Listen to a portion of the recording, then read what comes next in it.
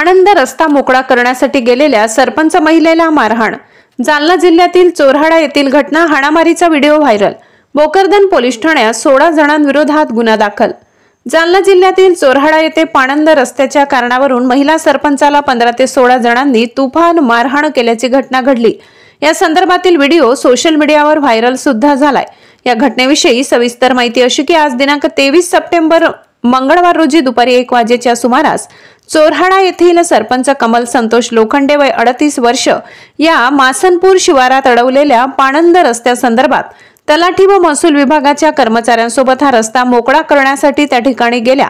यावेळी त्या ठिकाणी अडवलेला पाणंद रस्ता भोकरदनचे तहसीलदार काकडी यांनी आधीच देऊन मोकळा करण्यासाठी महसूल विभागाच्या कर्मचाऱ्यांना व अधिकाऱ्यांना पाठवले। यावेळी त्यासोबत मासनपूर व चोराड्याच्या सरपंच कमलाबाई लोखंडे या मंडळ अधिकारी तरोडकर मॅडम, तलाठी कविता पठारे या सुद्धा यावेळी उपस्थित होत्या।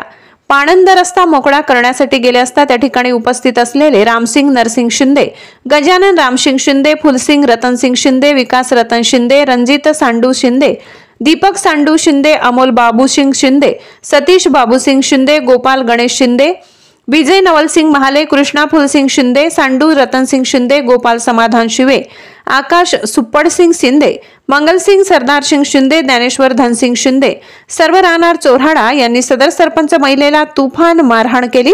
या प्रकरणी सरपंच कमल संतोष लोखंडे यांच्या फिर्यादीवरून वरील 16 जणांविरोधात भोकरदन पोलीस ठाण्यात गुन्हा दाखल करण्यात आला असून पुढील तपास भोकरदन पोलीस करत आहेत। न्यूज रिपोर्टर हरी बोराडे, झिंड्या 24 तास, जालना।